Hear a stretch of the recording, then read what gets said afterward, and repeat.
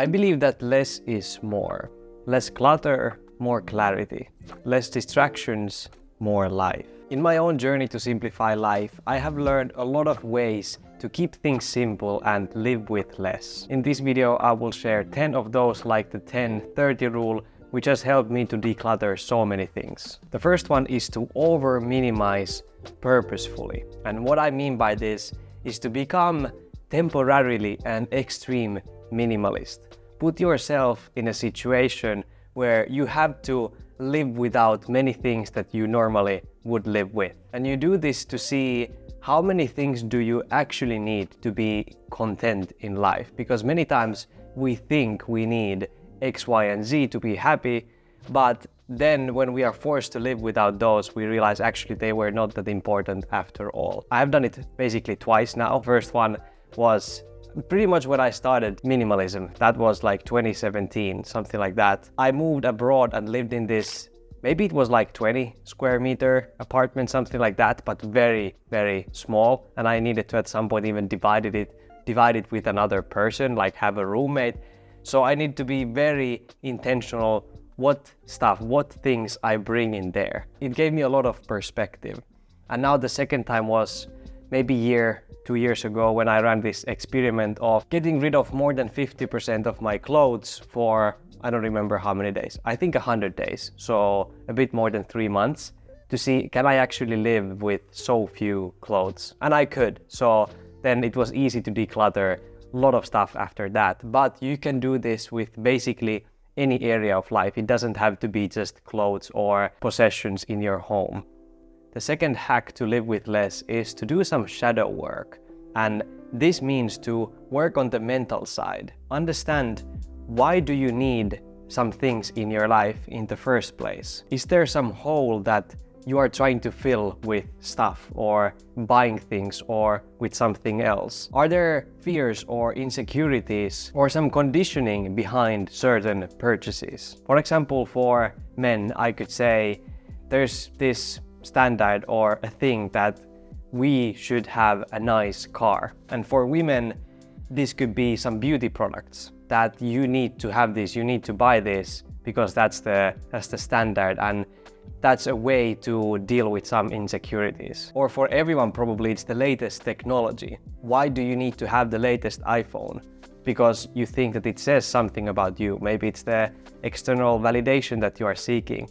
So then to think, why do you need that external validation? And I'm telling you, thinking this before making some purchases can save you so much time, space, energy, money especially. The third one is quite interesting. Commit to one thing at the time, at least. This could again mean so many things depending what's your life situation, but for example, one app for one purpose, one passion or interest at the time, one phone, not upgrading before the previous one is in a bad shape or you cannot really use it anymore. And also simplify one area of life at the time. You need to find what are the key actions that will make the biggest impact, and then follow the vision that you have for your simple life without getting distracted. This is exactly what we do step by step in my online course, Simple Life Blueprint. Remove the noise, declutter and organize your life, and then build lasting systems to create calmness and mental clarity. A few days ago, I passed 20,000 subscribers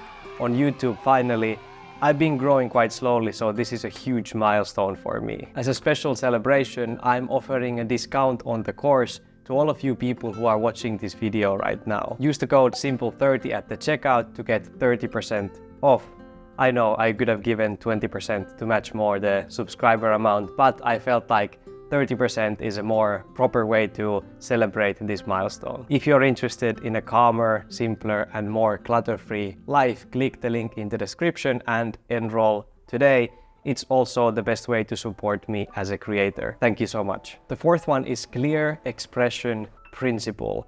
I think it's very important that you communicate clearly what you want and you say what you mean. Because if you say things that you don't mean, you get things that you don't want. And if you want to live with less, this is very important. For example, if you don't want physical presents when it's Christmas time, you need to express these things to your loved ones or your partner or whoever it might be. Or this could also be about social commitments, not saying yes to things that you actually don't want to do. By really meaning what you say, you avoid this overcommitment and pushing yourself too much.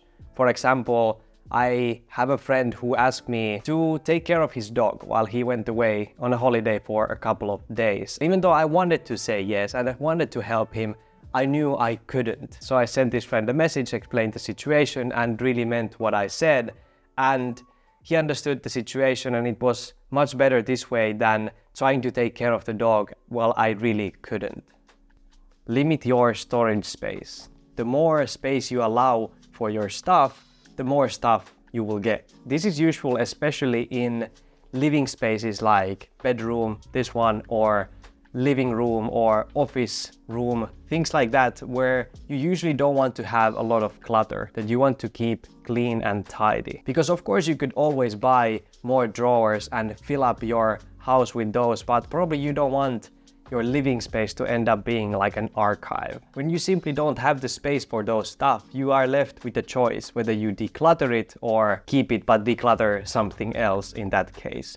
For example, in my work desk, I don't have any storage drawers or anything under that because I want to keep it clean and I'm not planning to buy anything there either. So setting boundaries or limits like this for yourself, I think it's a very good way to stay clean and tidy.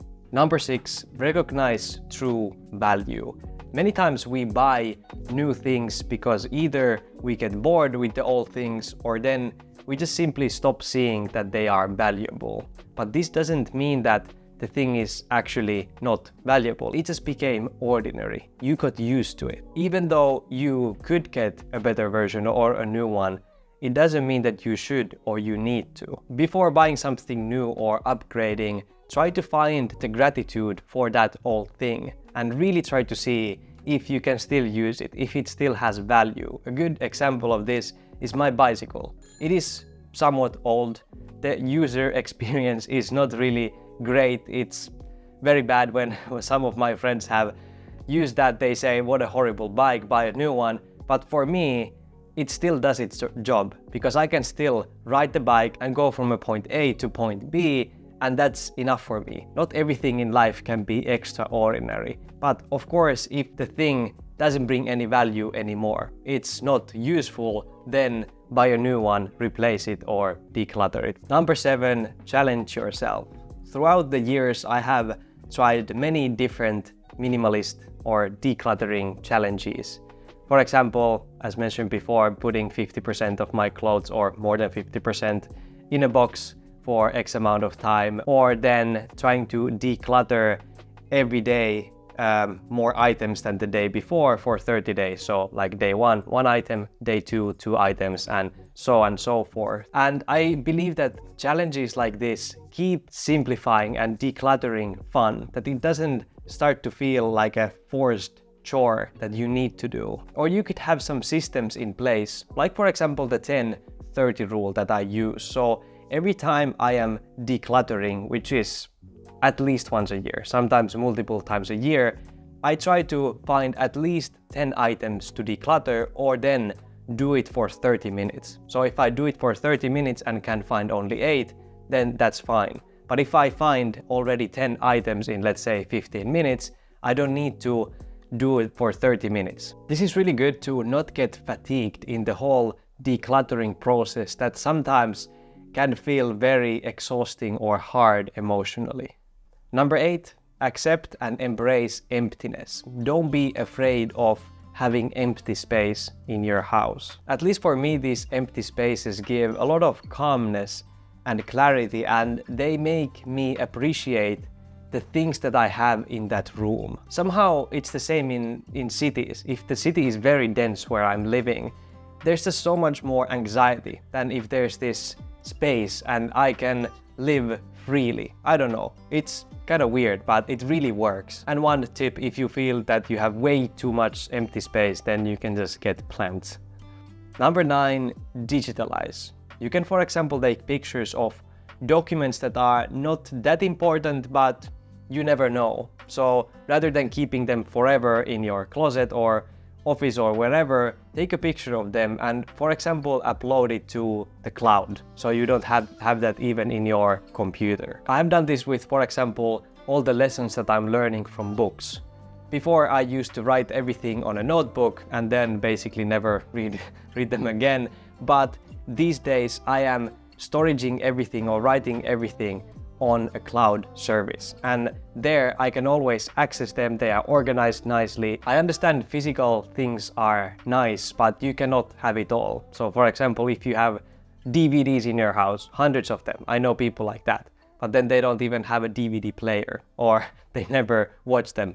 What's the point of that? There are so many streaming services available, so digitalizing the life a little bit to simplify it, in this case especially, is not so bad idea in my opinion. Number 10, participate in the sharing economy. I believe that you don't need to get or own everything yourself. So many things in this life, in this world, can be just borrowed from somebody because you need it only once or twice. There are a bunch of websites these days where you can rent stuff if you only need them for a short period of time.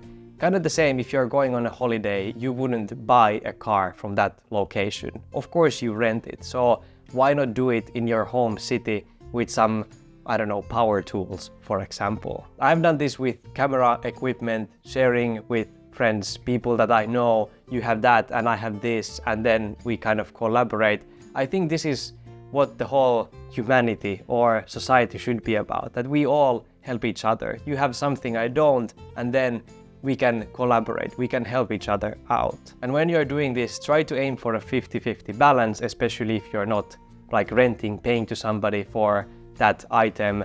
So not become a burden to somebody that you all the time just borrow, but never share anything that you have. Check out the Simple Life Blueprint course, the link is in the description, and make sure to use the code SIMPLE30 at the checkout. Thank you so much for watching. Remember to stay kind and meaningful in your own beautiful journey. See you in the course or in the next video.